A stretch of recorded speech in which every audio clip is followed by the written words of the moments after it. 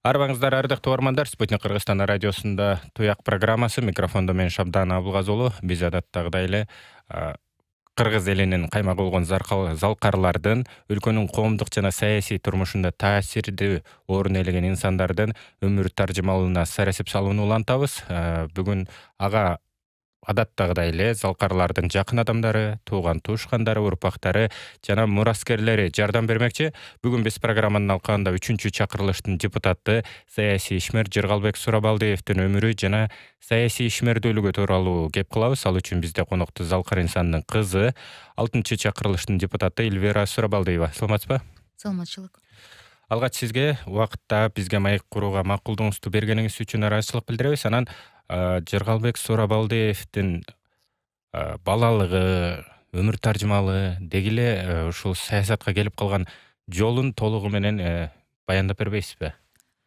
Атам 1953 жылдын 1-сентябрында Сокулук районуна тиешелүү Асылбаш айылында туулган. 8 тууган, ортоңгусу болот. Эркектердин ортоңгусу болот да.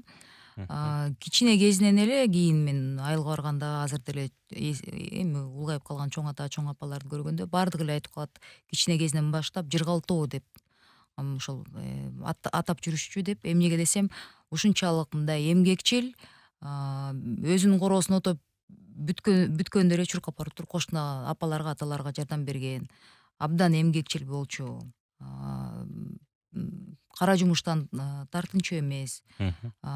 Тентегирээк болчу десем, ооба тентегирээк болчу деп айтып калышчу да. Эми бүт эле айылдык балдардын баары ошондой болсо керек, бирок абдан намыскөй, аябай намыскөй болчу деп айтышчу да. Эрке чоңойто тургандай анда шарт жок болчу. 8 тууган, турмушу оор болгон. Сурабалды чоң атам деген эми азыркы мындай сөздү айтканда дубана деген сөздү колдонсо болобу? Ошондой адам болчу, динге жакын болчу. Чоң апам үйдө балдар менен болчу. Ошол 8 тууганды ошентип 8 балдарын чоңойтушуп, эми агалар өз жолу менен атам деген спортко келип, ошондо Бишкекте физкультурный институтка тапшырып, андан кийин ошол жактан апам менен таанышып, үй бүлө курушуп, андан кийин ишкерчиликке качан келип калды дегенде, ошо спорт тармагына атам жок дегенде 25 жыл өмүрүн арнап, 46 мастер спорта чоңойттуруп, тарбиялап, ошолордун арасында белгилүү адамдар деле бар азыр. Андан кийин өзү деле ошол Совет Союзунун убагында деген РСДЮШР деп коет, бул балдардын детская юношеская спортивная школа, ошол дзюдо и самбо боюнча ошол жакта директор болуп иштеп, тренер, агай, анан кыскача айтсак, заслуженный мастер спорта СССР, анан заслуженный тренер СССР деген наамды алган да. Андан кийин СССР таркап, эми бул баардыгына эле маалым да. Кыйын убакыт башталганда ошол спортчулардын мындай жумушсуздук, анан деген мындай акчасыздык же спорт тармагынын мамлекет тарабынан эчтеке теленбесе, аргасыздыктан спорттун кээ бирөөлөрү мындай эме охранник деп коет го, служба безопасности кетип калышчу. Атам ошо колу келишинче ошо балдарына жардам берип, спортту таштабагыла деп, бирок мамлекет тарабынан такыр каржы болбогондуктан 90-жылдары көбү деген бизнеске кетишкен. Ошол убакта деле атам эми тренерлик акысына 4 баласын бага албай, ишкерчиликке барам деп, менин азыркыга чейин эсимде 46% пайыз менен кредит алган болчу да. Элестетсеңиз эми азыркыдан канча эсе, 2-3 эсе ашырган пайыз менен кредит алып, ошондо болгондо жалгыз үйүбүз, анан Жигули машинеси бар болчу. Ошол 6-модель, ошону деген эмеге залогко коюп, карыз алып, ошондой чоң процент менен анан деген Кызыл аскердин ортосунда ээн саас талаага биринчиден арендага алышып, андан кийин сатып алышып, ошол жерден Кудайберген базарын куруп баштаган. Бул деген кыскача мындай өмүр баяны да. Ошол куруп баштаганда эле менин азыркыга чейин эсимде, Биз 4 бир тууганбыз. Мен эң улуусумун. Ортобузда 3, 4, 5, 6 кичүү иним менен 9 жыл айырмада. Биз 3 кыз, бир эркек, мындай 4-өбүз да. Мгм. Ошол баарыбыз кичинекейбиз, өспүрүмдөр. Ошо баарыбызды алып алып туруп, машинеге салып алып туруп, ошол ээн талаадагы састы немелерден жерди тазалайбыз деп, бир машинени жалдап алып, ошол жактагы тетиктерден мындай жаман жумандардын баарын тазалатып, бир машинеге грузтетип, ошентип биз үй бүлөбүз менен ошол ээн талааны тазалап туруп, кийин тетиктерди мындай сатып алууга мындай туура келе тургандай жагдай шарт түзүп, ошентип элдерди атам акырын чакырып баштап, бир 2-3 жылдай ээн талаада отуруп, кийин ошол жерден Кудайберген базары курулган да. Мгм. Бул мындай кыскача ошол убакытта. Мгм. Эмнеге базардын аты Кудайбергенди коюп койгонсуздар? Суралды бул менин чоң атам, Кудайберген бул менин чоң атамдын атасы. Мгм.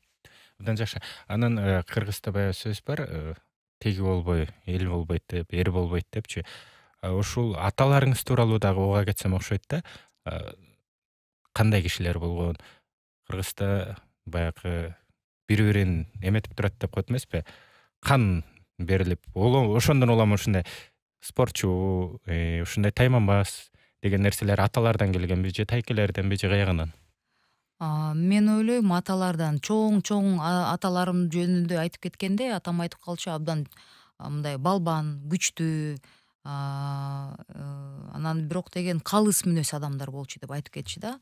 Эң биринчиден бул адилет деген сөздү туура түшүнгөн, анан калыс боло тургандай болуш керек деп, ушу бизди да кичине кезибизден бери ошентип, анан чынчыл, бетке тайманбай айтып сүйлөгөн тарбияны мен алгам деп атам айтып калчу. Чоң атам болсо эң биринчи ушу атамды тарбиялаганда, эми камчысы менен да тарбиялаганда деле болгонду болгондой айт деп үйрөтүптүр да. Мгм. Чоң атамдын аталары да эми алар кичи кезинен эрте эле ажырап калыштыр аталарынан, атасынан, ошо чоң атам. Анан ошондо айтып берчү, ошондой эле тарбияда ачык, мындай болгонду болгондой айтып, ошондой тарбия көргөнбүз деп айтып калчу да. Менин атам деле бизди ошентип тарбиялап калды. Бул муундан муунга келип калчу. Эми азыркыга чейин тиги бир туугандарым менен отурганда, кандай гана жагдай болбосун, кандай гана мындай кырдаал болбосун, маселени так болгонду болгондой кылып айтып бериш керек деп, ошондой биз мындай талкуулап сүйлөшөбүз да. Мгм. Жогоруда физкультура, дене тарбия институтунда окуп жүргөн апаңыз менен таанышканын айтып калдыңыз да, экөө чогуу окуганбы? Жок, ошондо атам жаңы эле физкультурнага тапшырып, ошондо апам менен ошентип таанышыптыр да, Мгм. шаардан. Мгм. Жакшы. Кайдан болот апаңыз? Апам Көлдүк, Ысык көлдүн Ак суу району Шахта Жыргаловна айылынан болот. М. Мен ошо тайларымдын жеринде көп жайкы каникулдун көпчүлүгүн кичи кезинде өткөргөм да, бала чагымда. Мгм. Жакшы. Анан саясатка болгон жол кандай болуп калды? Бизнес менен алектенсе деген сөздөр айтылып жүрбөйбү? Ар ким өзүнүн тармагында иштеши керек деп, бирок саясатка баягы 90-жылдардан кийинки көп адамдар, саясатка таасирлүү адамдардын баары аттанып калган да. Анан сиздин атаңыз эмне болуп аттанып калган? Ошол убакытта Кызыл Аскерде эми азыр ошол жашап жүргөн адамдар деле көпчүлүгү билет болуш керек. Атамдын аты белгилүү, жалпы чөйрөнү, мен ойлойм ошо Кыргызстанга деле аты уже чыгып калган. Мындай калыс, эркекчил, мындай колу ачык, бирок тайманбас, ачык мүнөз, мындай эркекче жүргөндү эле баары айтып калышчу да. Ошол адамдарды, бизнесмендердин башын бириктирип, ишкерлер союзун түзгөн да. Мгм. Ошо ишкерлер союзун түзгөндө Кыргызстандын ар бир бурчунан аттуу баштуу, анан деген мындай жумушчу орундарды көп түзгөн, салык төлөгөн, анан эл арасына мындай абройлуу, белгилүү адамдарды чогултуп, мына мамлекетибизге жардам берели деген бир жакшы ниет менен чогулткан да. Ошол жолдо, ошол ассоциация менен 5 жылдай иштеп калып, андан кийин ошол жактагы жанындагы коллегалар эле сүйлөшүп, ушу биз ушунча ишкерлер боюнча мыйзам көп, мыйзамдар туура эмес болуп атат, бюрократия көп болуп атат. Ортодо деген мен ал кезде студент болчумун. түштүк түндүк жолунда эле 131 мындай проверочный пункттар ушундай бар болчу экен, бул 90 жылдардан баштап. Ошону атам 10 эсе кыскарттык, ошол союз ишкерлер союзунун аркасы менен 10 эсе кыскартып, токтотуп эле жөндөн жөн эле машиналардын баарын текшертип куратышчу дейт да. Ошону президентке чейин барып арызданып атып, ошол жолугуп атып түшүрткөнбүз дейт. Анан көп жерлерде министрлер жакшы көрчү эмес дейт. Бирок кийин ошол мындай сен эл менен да тил табышасың, чоңдордон да коркпойсуң дегендей, ошо тегерегиңдеги эле адамдар сүйлөшүп атып, ушу немеге чыкпайсыңбы, саясий майданга ошо ойлонуп көрбөйсүңбү деп ошондой сунуштар келиптир. Анан ошол Кызыл Аскерде жашаган жашоочулардан деле биз колдоп берет элекпиз, сыйлайбыз, авторитетиңиз бар деп кайрылган деп атам эми апамдын сөзүнөн да. Ошентип 2005-жылы атам шайлоого аттанат. Бир анда бир мандаттуу округ болчу. Түндүк округу деп коет, бул азыркы Первомай районундагы. Анан жеңип чыкты ал жакта. 2 тур болду. Биринчи турунда тең алышып, экинчи турда деген оппонентин жеңип чыгып, 24-март 2005-жылы ошондо шайлоо күнү болчу. Ошондо атам парламентке келет. Жогоруда сиз атаңызды сүрөттөп кетпедиңизби? Калыс, бир сөз сүйлөгөн, сөзүнө турган депчи. Анан эми саясатта бул мүнөздөрдү көп колдоно бербей, ар кандай болот эми саясатта ыңгайга жараша болуш керек болот да. Келгенден кийин өкүнгөн жокпу? Аябай өкүнгөн. Кийин атам 89 эле күн депутат болуп калды да. Ошол убакта апамдын сөзүнөн да, ошо маркум атаң келгенден кийин эле апама келип айтып калыптыр.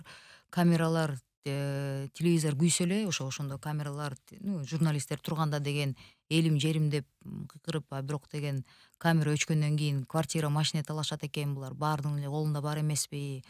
Атам болсо, мен сыймыктанып айта алам, 89 күндө акысын да албай, бүт ошол сел жүрүп кеткен жерлерге, анан ошол жерлерге которуп бериптир акчасын.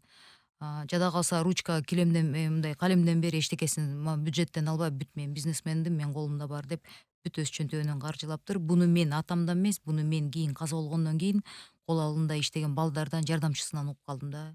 Элбир же сиз билесизби, атаңыз деген бюджетти үнөмдөп, мен мамлекетке жардам бериш керекмин, мамлекеттин албаш керекмин деп тескери ошо бюджеттен эчтеке алган эмес болчу деп айтып калчу да. Анан өкүнгөнү телевизор сайылганда камералардын астына бирди сүйлөп, анан өчүрүлгөндө башкача болуп калат. Элдин астына чыгып алып урушушат, кайра эле чыгып алып чай ичишет, тамактанышат деген атам үчүн бул абдан оор болгонун апам айтып берген да. Кийин апама деле айтыптыр, ошо бекер ошо барганын деле пайдасы жок экен, мындай эле жүрө берсем болмок дегендей сөзү болуптур да. Кийин буну мага апам алып айтып берди, анткени деген аякта кичине мындай ошол мүнөз ошол убакытта такыр кыйын болчу экен да. Азыр эми соц тармактар бар, азыр кичине саясий чөйрө да кичине өзгөрүп атат да. Эл маанайы деле өзгөрүп атат. Эми бул 2015 канча 16 жыл мурда эскиче башкача болчу да. Анан жогоруда кичинекей кезинде, бала кезинде бир аз тентек болчу экен деп калдыңыз да. Чоңойгондо деле ушу бизнесте жүргөндө оппоненттери десек болот, же айрым коомчулуктун айрым бөлүгүндө ушу айтылып калат да, бир аз ушу тентегирээк болгон дегендейчи. Буга кандай көз караштасыз? Эмоционалдуу болчу. Мен ошо айтып калышат, атаңды тарткансың деп, ачык мүнөзсүң деп уруша кетчү да. Эгер мындай калыс сөзүн айтып, калыс эмес жерге бурулуп баратса, токтотуп эле айта калчу. Анан эркек катары анча мынча жерде мен ойлойм, жакыдан деле алган кездери болчу да. Аны мушташып кете турган кездери болчу. Ал эми атам өзү калыс, бирок деген аябай тиги бетти карап алып алдаса деген, сен эмне алдап атасың деп ошондой бир эки жерин мен көргөм да. Анан кийин атамдан ата эмне десем, бул жек калп айтпасын, же болбосо мага ошентип сүйлөбөсүн, кийин мени алдабайт деп айтып калчу да. Ошондой мүнөзү бар болчу да. Бизде болсо коркпо эч качан, бетке айт, Анан деген ар бир адам менен отуруп алып туруп ачык сүйлөш деп үйрөткөн да. Азыркыга чейин мына мен канча жашка чыгып калдым, могу атам жок, мына 16 жыл болду. Азыркыга чейин деле болгонду болгондой айт. Анан деген калптын эмеси өмүрү кыска болот. Анан кимге кандай калп айтканын өзүң унутуп каласың. Ошондуктан бир айтканыңды баардык жерден отурган турган жерден бир сөз болуш керек деп үйрөтчү да. Өзү да ошондой болчу. Бирок калп айткан адамдарды аябай жаман көрчү. Биз деле үйдөн эме мектептерден жаман баа алып келсең, келип айт, калп айтпай келип дароо айт деп үйрөткөн да. Жашырбай эчтекени деп. Ошон үчүн мен төрт бир тууганбыз. Бирибизден апабыздан эчтекени жашырбайбыз, болгондой сүйлөшөбүз. Менде да ошол мүнөз аял киши болсом деле мындай мага кичине оорураак болот, бирок ошол мүнөз тарбия ошол бойдон калыптыр да. Мгм. Эмнеге анан мындай бандит болуп койгон деген сыяктуу да сөздөрдү айтышат? Анткени деген мен ойлойм спортто жүргөн адамдардын баарын эле ошентип 90 жылдары спортто жүргөндөрдүн мен ойлойм жарымы турмуштун аргасыздыгынан, акчасыздыктан ошол чоң бай адамдардын жанына охранник болуп иштешип, анан түнкү клубтарда охранник болуп иштешип, анан ошол мындай как телохранитель болуп иштешип, ошондой көп. Арасында деген эми мен жеке тааныган деле адамдар бар. Спортто жүрүп эмелестетсеңиз, алардын деген жеген тамагынан баштап алар чоң мындай эми булчуңдуу адамдар, Ооба. мындай потребление калорий чоң болчу. Анан үй бүлөлөрүн деле багыш үчүн ар кайсы ошондой мындай ар кайсы ар кандай жол менен кеткен атамдын машыктырып жүргөн балдардын арасында ошондой да учениктери бар болуп калганын мен билем. Бирок атам өзү мен ойлойм жанакындай кыялы ачык бетке айта салганы үчүн жадаласа келип туруп мындай жакасынан кармап ошондой убакытта мушташа кеткен деле болчу. Эми айылдык турмушта, айылдык жашоодо бул деген эркекчил мүнөз деп коет. Шаарда болсо биякта деген мушташа кеткен же мындай катуу бетке айтып жакылашып кеткенден тартынбаган эркектерге кичине мындай башкача айтылат экен да. Эми сөзүнө мен бул менин атам да, мен ошо көргөндү болгондой айтып атам да. Ооба. Анан сиз атаңыз ошол жаңы бизнеске кадам таштап атканда өспүрүм курагым болчу деп калдыңыз. Анан кийин бизнес жакшы бутуна турду десек болот. Атаңыз таасирдүү адамдардын катарына кошулду. Өзгөчө ошол Чүй аймагынан Бишкек шаарына. Анан ушундай таасирдүү адамдын кызы болуу оор болгон жокпу? Мен бир окуяны айтып берейин, эки окуяны. Бирөө өзүм менен, бирөө менин бир тууганым менен. Биринчисинде мен 20 жашыма толгондо курбулаш досторум менен кафеге барабыз. Арак ичебиз. Мен аябай мас болуп үйгө келем. Ошондо деген үйгө келип эми досторум атам аябай сүрдүү киши болчу, баары тартынып коркушчу да. Звонокту басып мени таштап коюп кетип калышыптыр. Мен атам үйгө киргизет, унчукпайт. Масмын да. Киргизип унчукпайт, жаш. Анан түн бою ошо кузуп чыгат окшоймун. Анан эртең менен туруп атам чакырат да. Эльвира, балам келчи деп. Мен эртең менен ойгонуп эсимде эчтеке жок. Атам байкаган жок деп аябай сүйүнүп кухняга баратсам, келип эки стакан ичип койду. Бөтөлкө аракты чыгарып коюп, маңдайыма коюп, балам, кечээ ушунчалык мен уялдым. Сен ушунчалык кийимиңди булганып жыгылсаң керек. Ошо бир жерден бирөө көрүп алып, ушу жыргалдын кызы мас болуп жүрөт деп көрсө керек.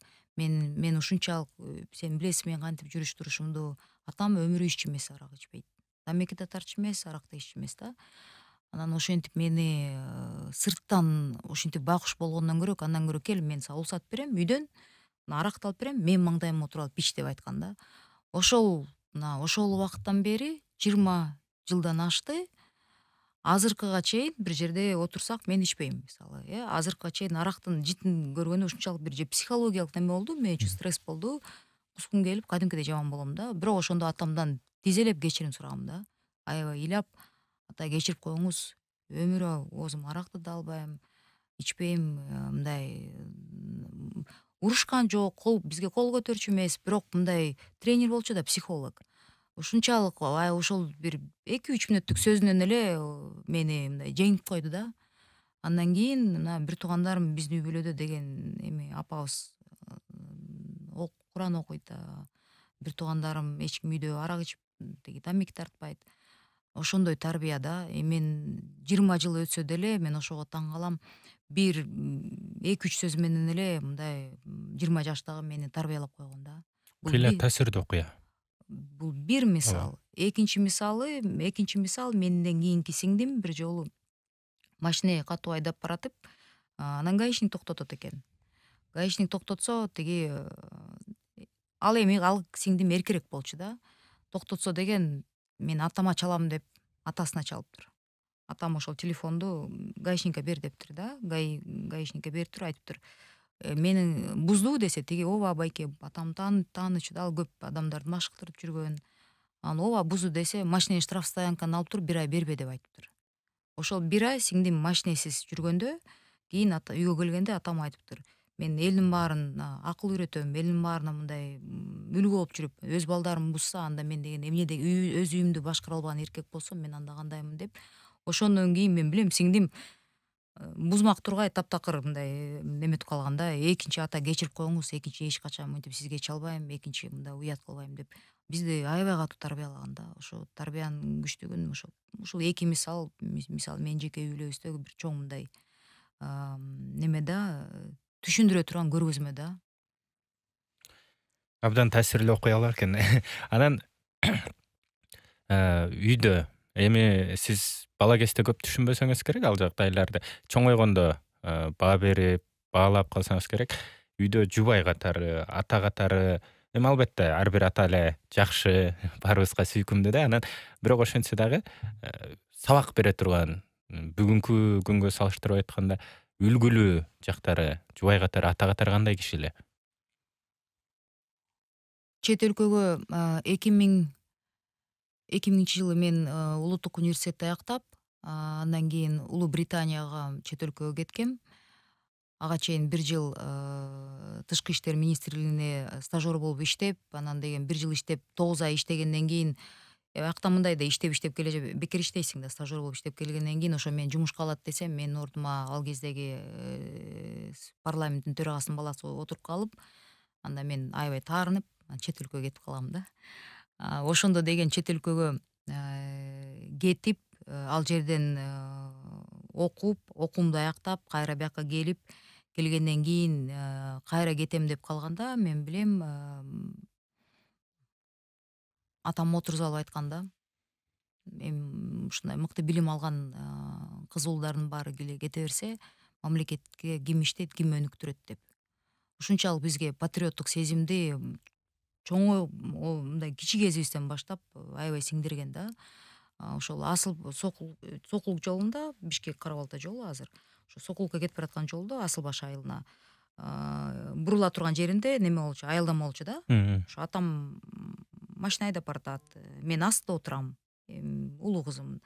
Анан ошо аялдамада кемпир чал, улуураак ата апалар бирөө туруп калса, машинени токтотуп, анан мени чык деп туруп артка отургузуп, ошол чыгып атаны апаны астына отургузуп алып, анан үйүнө чейин жеткирип барганда мен анда жашыраак болчумун. Ата эмнеге мени артка отургуздуңуз деп, мен кичинекей андай таптакыр эле кичинекей болчумун да, түшүнбөсөм.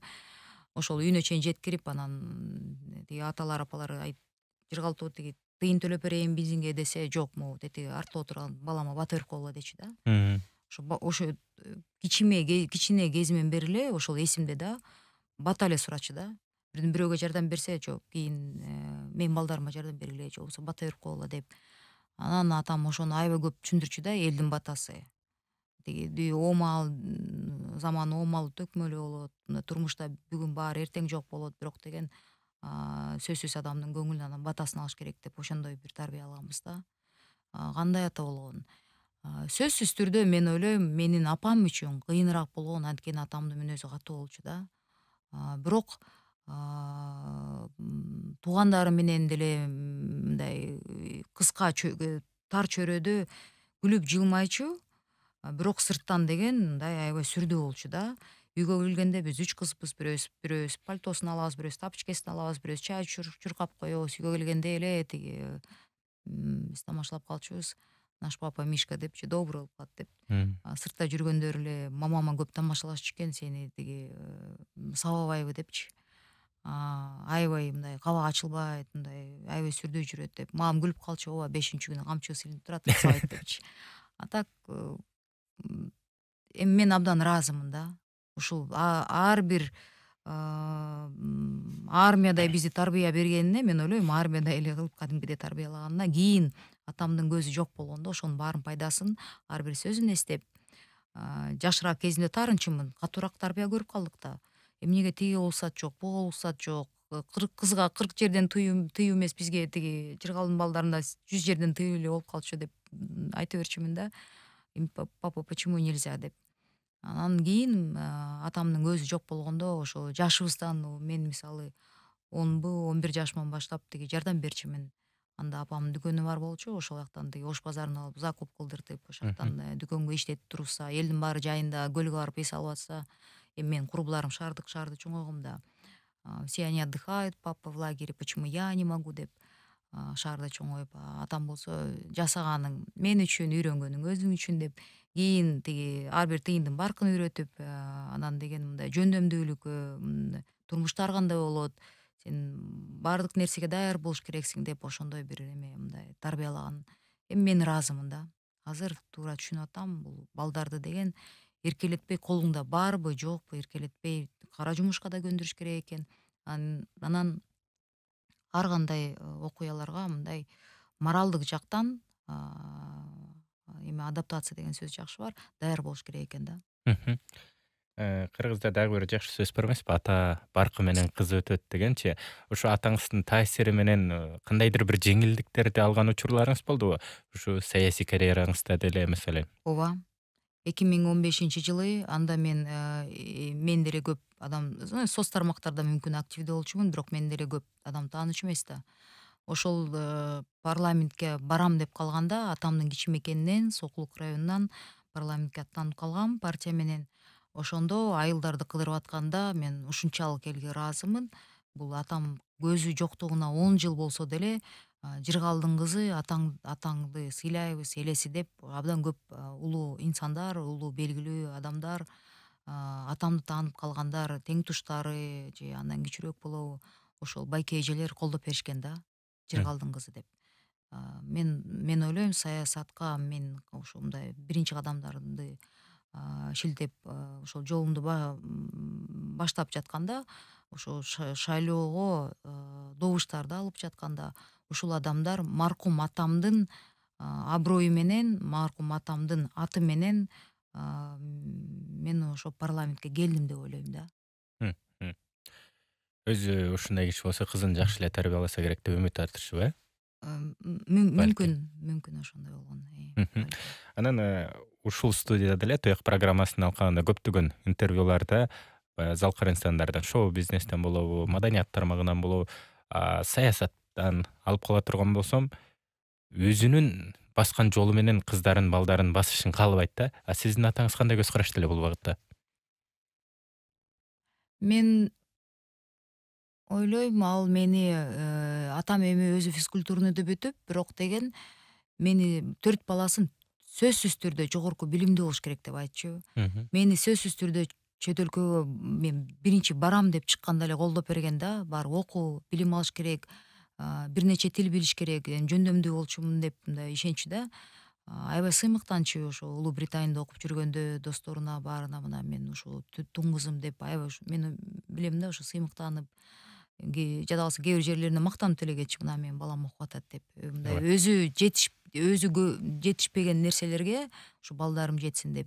Эң биздин заман оор заман, биздин заман кыйын заман, бирок Элвира силердин заманыңарда билим эң биринчи мындай деңгээлде турат деп, ошо билим алыш керек деп ушундай талаптарды койчу да. Эң биринчиден бул билимдүү болуш керексиң деп. Бир туугандарым да ошондон сөзсүз түрдө жогорку деңгээлдеги мындай билим алыш керек деп, сапаттуу билим болуш керек деп үйрөтчү да.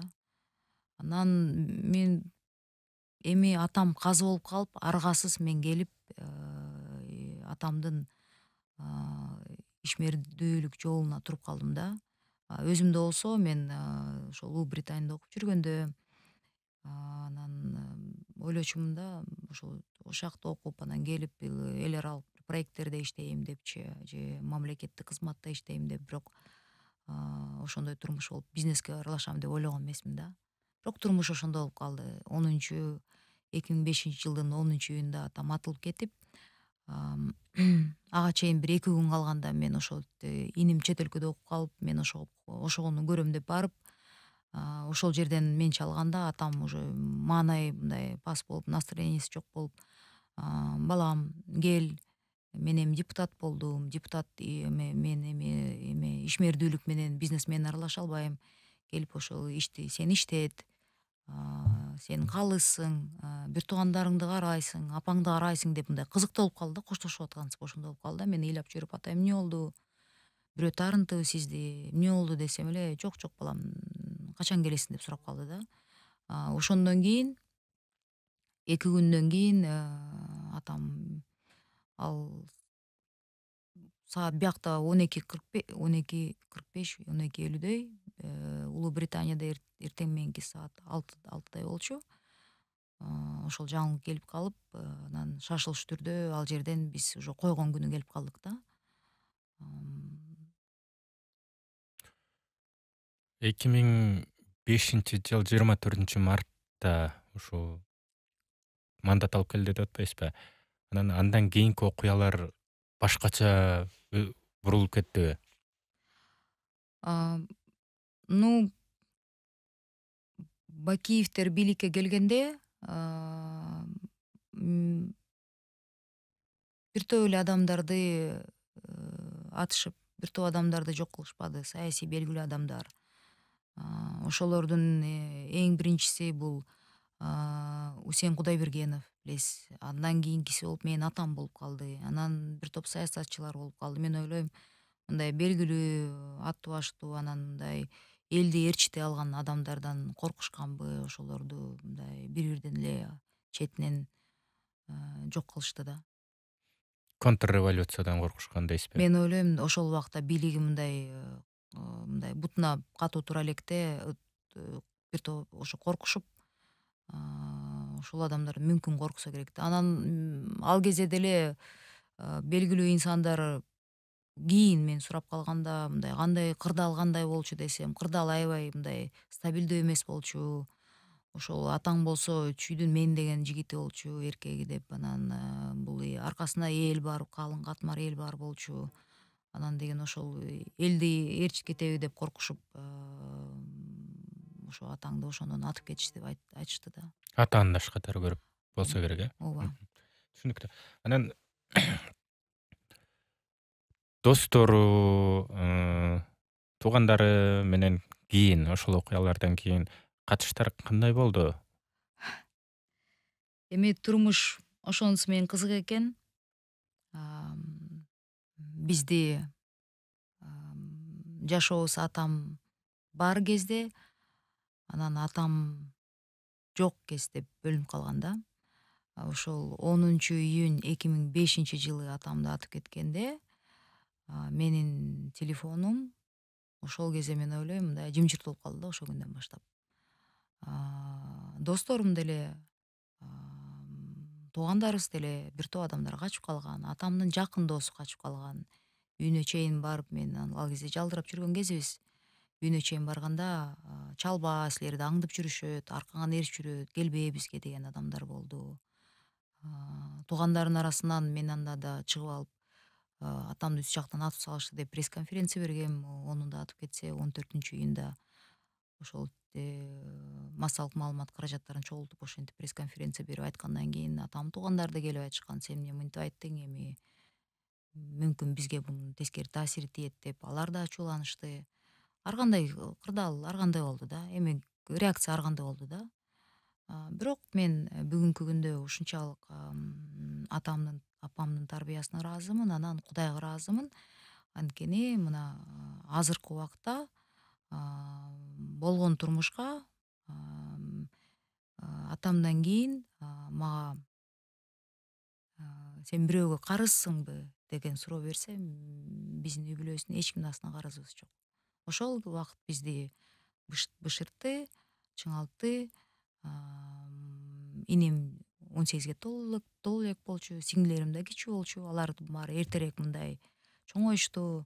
мүнөздөрү бышышты, бул эми турмуш экен, үйрөтөт экен. Ар кандай болот, кээ бирөөлөр аталарын такыр атасы деле чоңойт экен дегендей. Бирок бул окуядан кийин мен ойлойм, биздин үй бүлөдө деген биз бекемирээк болуп калдык, белди бек бууп. Анан апам аябай намыскөй адам, апам абдан намыстанды. Мына жыргалсыз эми булар кандай болот деп эл да сындайт. Балам, белиңди бек буу. Эми үй бүлөдө сен улуссуң. Аа, Иштеш керек, оокат кылыш керек. Миңдеген адамдар деген атаңдын кол астында иштешчү. Аларды биз таштай албайбыз. Ишти астыга жылдырып кетиш керек, деп апам батасын берип, ошондо бизнестин башына мени тургузуп берди да. М. Кийин өзүңүз жогорку кеңештин депутаты болуп турдуңуз 6-чакырылышта.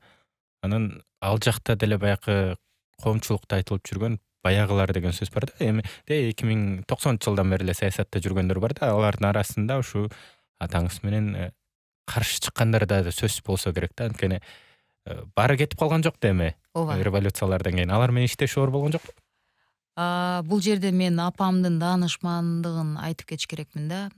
Шайлоого барам деп апаман бата сурап келгенде, апам бир гана шарт койгон да.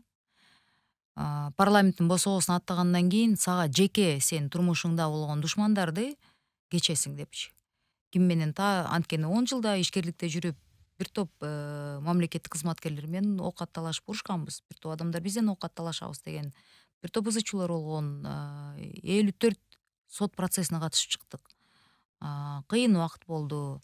Ар кандай мамлекеттик кызматкерлер менен жолуктум, жакшысы да жаманы да деп. Ошондо апам айтат да, бул деген сен элдик киши болосуң, элдик киши болгондон кийин жеке кызыкчылыкты унутуш керек. Анан деген ортодо деген таарынткан адам сен үчүн бирөө дагы жеке душман деген сөз жок болуш керек. Парламенттин босогосуна аттагандан кийин 6 миллион элдин жүгүн көтөрөсүң. Анан жеке мени таарынткан деген адам деген сөздү унутуш керексиң деп. Мен ошого макул болуп, апамдын батасын алып, ошентип парламентке баргандан кийин мындай биринчи класска баргандай эле турмуш жаңыдан башталгандай эле башталып калды да. Элдин жүгүн көтөрүп калдым да. Ал кезде деген бизнес убагындагы атамды таарынткан, тиги мени таарынткан деген баарын жеке амбиция, эмоцияларды унутуп, только элибиздин мындай жүгүн көтөрүп атам, эл атынан сүйлөйм деп ошол кезде сокулуктан шайланып калбадымбы. Жалпы эми бизде ал кезде мажоритарный пропорциональный система жок болчу, эми азыр болуп атат. Ошол кезден элдин жүгүн көтөрүп, элдин жүгүн мындай эл атынан гана сүйлөйм деп ошондой маанай менен барып калгам да. Элвира Жаргалбековна, эми мен өзүмдүн көз карашым менен баягы баа берип атсам керек, бирок бир туруп эле бардык эмоцияларды, бардык нерселерди чийип салыш оор болсо керек деп ойлоп атам да. Бирок менин мүнөзүм да жеңил эмес да. Анткени бул элдин батасын алгандан кийин сен аяка барганда деген жеке бизнесиңди коргоп же жеке бизнесиңди мындай өркүндөтөм барган жоксуң да. Мен өзүмдү айтып атам да, барган жокмун да. Анан ошол сокулуктагы 67 айылдын 58 айылын кыдырып ошончо адам менен жолукканда бир айдын ичинде канча насааттар болду, канча адамдардын сөзү болду. Анан бөөрүлөргө кошулбагыла, эскиче болбогула, ачык болгула, доступный болгула, анан эл көрсүн, уксун. Анан сокулуктан 10 жылдан бери депутат жок болчу, бизди уят кылба деген сөздөр, аксакалдардын бир топ сөздөрүн, насааттарын угуп калдым. Ата апалар батасын берип жатты. Анан Элвира бизди уят кылба, мындай баалык депутат болбо дегенди азыркыга чейин эсимде да. Вот эң айткан сөзү эки нерсе, бул бөөрүлөргө кошулба, анан деген баалык депутат болбо деп айткан эсимде да. Ошондуктан барганда тиги эми алардын баары бөөрүлөр да. Бир топ албай деле, бир топ мындай тегине албай, мындай кээ бирөөлөр учурашпай турган, бул тиги бир байдын эрке кызы келди деп ошондой маанай биртоп эле болуп жатты. Жада калса мурдакы президентибиздин ушу бирөөсүнүн тегерегинде жүргөн таасирлүү адам бирөөсү Элвира эми сеники баары бардык, оңуңда бар, эми эмне кыласың, жак бияка жаман көрүнүп, унчукпай эле татынакай костюмшуң кийип эле жаркылдап эле жүрө бербейсиң депчи. Ошондой сөздөрдү окуп мен аябай таң калгам, бирок деген кийин азыр ал адамда жок. Мен ойлойм мындай бул нерселер келе берет экен, бирок аягында баары бир эл менен калат экенсиң да. Мм. Анан учурда коомдо ушундай нерсе бар. Салкар инсандардын, белгилүү адамдардын атын калтыруу жаатында көптөгөн аракеттер. Албетте, ал элдин эсинде калды, элдин жүрөгүндө десе болот. Бирок ошентсе дагы кийинки муундарга өткөрүп берүү үчүн алардын өмүр баянын, үлгүлүү окуяларын жана башка жеткирүү үчүн ушу айылына же көчөсүнө же мектепке жана башка жерлерге атын ыйгарып, жана башка атын калтыруу жаатында көп аракеттер көрүлөт да, иштер. Анан эми албетте азыр сиз өзүңүз айтып берип атасыз. Кийинки муундарга калтыруу үчүн кандай иш аракеттер жүрүп атат кийинки соңку жылдары? Ушул атам 89 күн эле депутат болуп калды да. Бирок ошол Түндүк округунда элге деген мындай эмгеги көп болуп, анан атам каза болгондон кийин бир топ адамдар келип жатты да, шайлоочулары, ошо тааныгандары келип, тиги көчөнүн атын коелу, көпүрөнүн атын коелу, тиги жаңы коңуштун атын коюп берели деп. Мен буга эми үй бүлөсү менен биз каршы болдук, азыркыга чейин каршыбыз. Мен ойлойм бул жерден деген атамдан да кыйын адамдар болгон. Мен атамды сыйлайм, арбагын сыйлайм, бирок деген үй бүлөбүз менен макулдук берген жокпуз. Анан кийин деле айтып жатышты, кээ бир адамдар тиги 3 метр жерге тиги шагыл төп берсе көчөсүнө атын коюп беребиз дегендер деле азыр чыгып атпайбы? Ооба. Мен буга каршымын.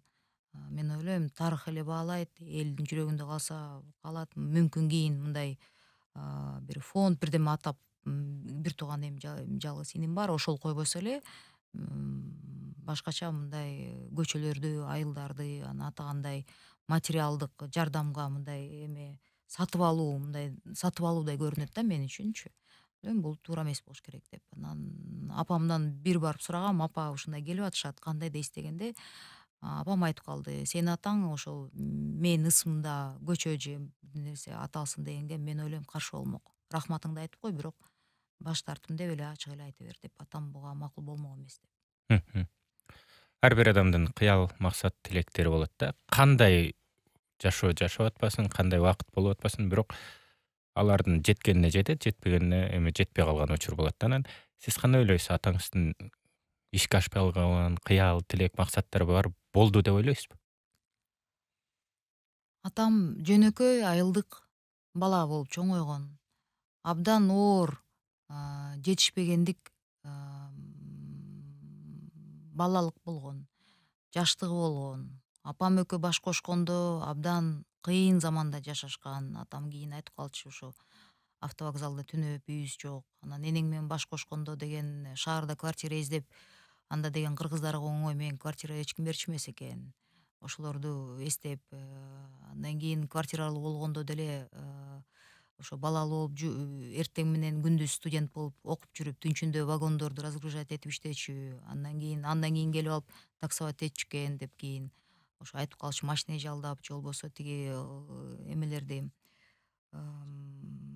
алма отургузуп ошо барып Россияга сатып, ошолордун кийин апам айтып бергенде эми жашообуз оор болду деп, кыйын болду деп.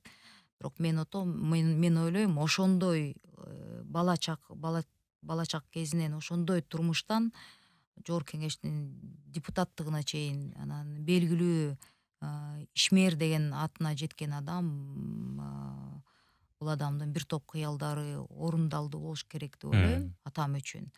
Анан атам деген эми элдин кишиси болчу. Ал деген ушунчалык мындай туура тарбия көргөн өзү. Анан мамлекетибизде эми бакубат жашоо болсун, ишкерлер жардам бериш керек, салым кошуш керек деген мындай идеологиялар бар, өзүнүн идеологиясы бар болчу. Бирок мен ойлойм эми мезгилсиз кетип калды, бирок ошол убакыттагы кыялдары орундалган да. Түшүнүктүү. Анан бул суроону баягы туяк программасы болгондон кийин артынан калган туяктарын уктурун жүрүшүндө айтып калдыңыз, 4-1 тууганмын деп. Ошондуктан мурас кере катары атаңыздан эмне мурас калды деп ойлойсуз? Албетте, айрымдар айтышы мүмкүн, чоң бизнес империя калтырып атса мураста деп. Жок, бул жагынан айткан жокмун. Сиз үчүн менден атама калган мурас ушул болду деп эмнени эсептейсиз? Быйыл октябрь окуяларында, ошо 5-нен 6 октябрь 2020 түнү, эми бул баардыгына эле белгилүү, ошол түнү деген площадьте аянтыбызда жүрүп калганда абдан мындай эме кандай болуп көрүп калдым. жаш балдарды ошол кезде тиги атып жаткан деле болуп ошол ситуацияны көрүп атканда кийин ошо жанымда жүргөндөрү таң калып калышты: эжесиз кыз менен өзүңүз менен бирок деген эмнеге сиз кыздар эмес эркектер качып кетип атты, эмнеге качкан жоксуз деп. Мен ошондо кийин эми сөзсүз апам стресс болду аябай да. Бир туугандарым апам жада калса ыйлап анан урушту: сен бизди ойлодуңбу, бир туугандарыңды ойлодуңбу депчи. Бирок үйгө келип кийин убакыт өткөндөн кийин апама айтып атам: апам, бул менин атамдын тарбиясы экен. Элди мындай башына туруп алып туруп таштап кете албай койдум. Анан сөзүмө туруш керек болчу. Анан жанакы эң негизгиси бул дух деп коет го. Ошо мен ушунчалык ыраазымын. Эч кимден коркпо, ар бир адам менен отуруп алып, мага көзүң тике карап туруп, мындай коркпой сүйлө деп тарбиялаган атама ушул сыртыман эми боюм деле кичинекей, айым болсом деле ичимден ушунчалык атамдын духу болуп ушинтип бизди, мен ойлойм мен үчүн ошол чоң мурас болду.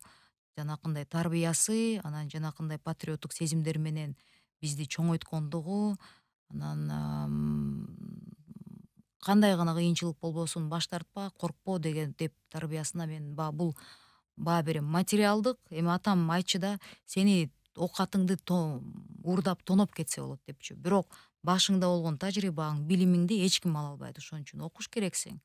Анан жасаганың мен үчүн, үйрөнгөнүң өзүң үчүн тарбияны мындай эмени тажрыйбаны топтогун деп ошентип тарбиялачу да.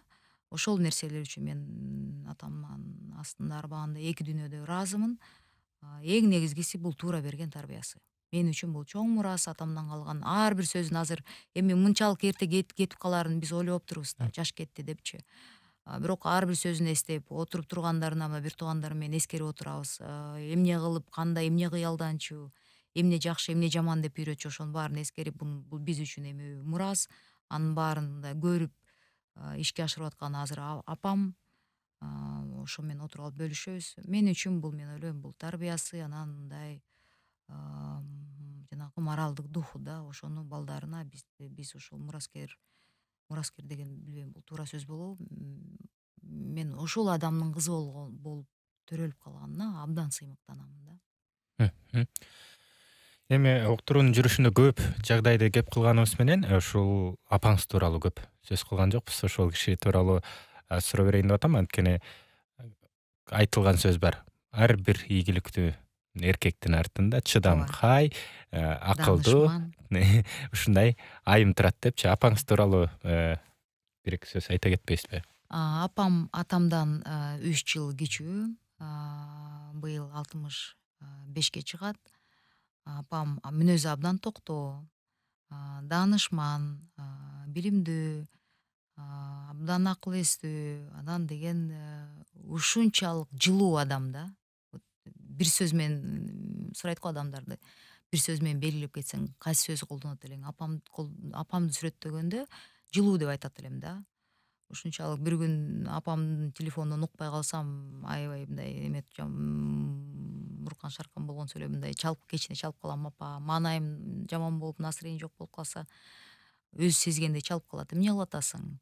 Келип кетчи. Анан сөзсүз бир жумада бир жолу жолугушуп, же үйгө барып бир стөлдө отуруп алып, биз же манты жасайбыз, же бир үйдөгү тиричилик менен бирдеме менен оокат алек болуп сүйлөшүп, баарлашып, кептешип, ошо сүйлөшүп жатканда ушунчалык апам энергетикасы күчтүү да. Анан менин деле досторум, тааныгандар, тууган тушкан баары эле айтышат да: апаң менен сүйлөшкөндөн кийин кадимкидей маанай көтөрүлөт, мындай кадимкидей мындай канатың жайылгансып, көңүлүң ачылып, мындай ушунчалык энергия берген адам депчи. Мен ойлойм, ошол атамдын аркасында күч берип, ушунчалык мындай колдоп жүргөн, ушундай белгисиз болсо деле көп адамдарга, бирок үйдүн ичинде биздин сыймыгыбыз, биздин жүрөгүбүз, көргөндө деле тамашалап апамдын колунан алып, колунан өп койсом, мындай күлүп калат да: кой, мен тирүүмүн го депчи. Мамам ыраазымын депчи. Сизди көрсөм эле кадимкиден көңүлүм көтөрүлүп, бир туугандарыбыз баарыбыз мына уже чоңоюп эле калдык да, 40ка келип. Апабыздын ар бир күнү ошо көбүрөөк жашасын деп, атам көрбөгөндө апа сиз көрүңүз деп, жакшылыктарыбызды мына буюрса жакында инем үйлөнөм деп атат. ошо жакшылыктарга күбө болуңуз, көп жашаңыз деп биздин тилегибиз ошол эле да. Апабыздын мүнөзү ошо бир сөз дегенде абдан жылуу адам да. Ачык, анан жылуу. Мгм.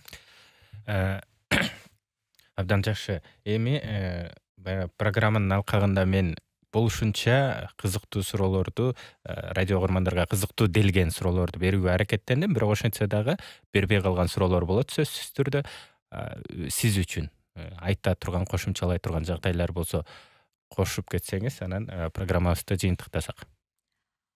Эми бүгүнкү күндө деген эми аталарыбызды эскергенде мен азыркы жаш муундарга айтып кетет элем.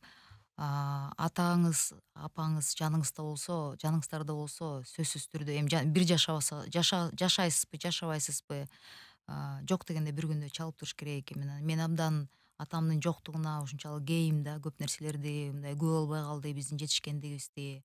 Анан акылдаша турган да мындай адам ушунчалык жетишпейт да, тоодой болгон аталар бар болсун. Ар бир жараныбыздын атасы, апасы мүнөзү жарык болсун. Ата энебиз менен сыймыктаналы, ата энебизди уят кылбайлы деген ошо инсандар ошо көбүрөөк болсун. Жалпы кыргыз элибиз биз намыскөй калкпыз. Улууларды урматтаган, кичүүлөрдү сыйлаган деген биздин каныбызда, адатыбызда, салтыбызда деле бар. Бирок кээ бир мындай замандын оорчулугуна жараша эми заман да кыйын болуп атат, кээ бирде көңүл жок болуп атат. Бирок эң негизги бул дүйнөдө эң кымбат нерсе бул адамдын бардыгы да. Ошол ар бир ата эне бар болсун, жаныңарда болсун, келе жаткан жаңы жыл менен ошол аталарыбыздын, апаларыбыздын жоготкон болсок, арбактары колдоп жүрсүн ар дайым. Анан мураскерлер болсо, ошо кыялданган бир аткарылбай калган иштери бар болсо, ошону ишке ашыралы. Мен да ошол азыр пландаштырып жатам. Ошо бир эки атамдын пландарын буюрса ишке ашырам, аягына чыгарам деп депутат катары берген өзүнүн округунда мындай сөздөрү, айтылып калган сөздөрү бүтпөй калды. Ошону буюрса бүтүрөм деп ойлоп жатам, пландарга ошону киргизип атабыз. Вот. Аманчылык, жакшылык болсун. Анан бул дүйнөдө эң негизги нерсе бул деген жакындарыбыз менен аман бололу да. Мгм. Сизге ыраазычылык, убакытта бизге маек курууга макулдугуңузду бергениңиз үчүн. Ардактуу угармандар, бүгүн Туяк программасынын алкагында 3-чакырылыштын депутаты, саясий ишмер Жыргалбек Сурабалдиевдин өмүрү жана саясий ишмердүүлүгү тууралуу кеп кылдык. Ал үчүн бизде конокто Залкар инсандын кызы, 6-чакырылыштын депутаты Эльвира Сурабалдиева болду. Ал эми уктурууну мен Шабдан Абылгазы уулу алып бардым. Угушканча сак саламатта болуңуздар. Рахмат, саламатта болуңуздар.